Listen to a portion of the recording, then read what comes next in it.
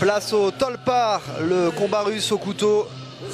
Alors, on a vu avec les images du jingle à quel point on changeait encore une fois d'univers. Ça, c'est le plaisir du monde des arts martiaux. Nous voici dans avec ces images très impressionnantes sur fond noir. Ces belles lumières encore une fois de Bercy. Avec une démonstration de l'école russe de combat. Alors, qu'est-ce que c'est que le Tolpar? Eh bien, c'est une école récente. Hein. Ça a été fondé en 1983 par un ancien du KGB. C'est comme ça, en général, dans l'histoire de la Russie. Il y a les luttes traditionnelles et puis il y a tout ce qui a été construit depuis par les services spéciaux. Les mariages avec l'Asie. Il y a une constante dans ces arts martiaux russes, ou en tout cas dans ces systèmes de combat russes, c'est la fluidité. On connaît aussi ce système de combat qui s'appelle combat russe, justement, qui joue beaucoup sur le relâchement. Et là, on a un peu la même impression. On n'est pas dans la dureté, dans l'explosivité. Sur un travail plus fluide. Ce qui est intéressant aussi avec cette école, c'est qu'il y a des compétitions. C'est d'ailleurs pour ça qu'on voit ces messieurs en plastron. Et ils vont passer, là on a vu quelques démonstrations techniques.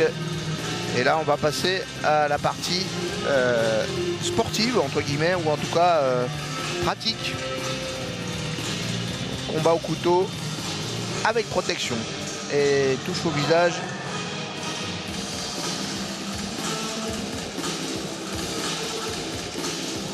Là aussi c'est un jeu pour adultes, hein, parce que c'est malgré le casque, il doit y en avoir des ecchymoses à la fin, voire des blessures.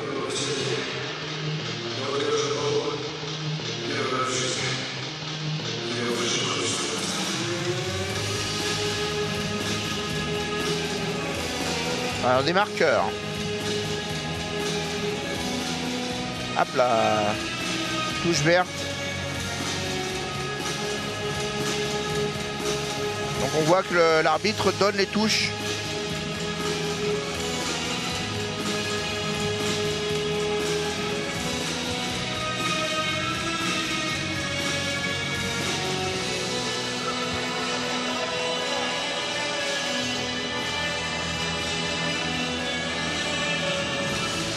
Et voilà, on désigne le vainqueur.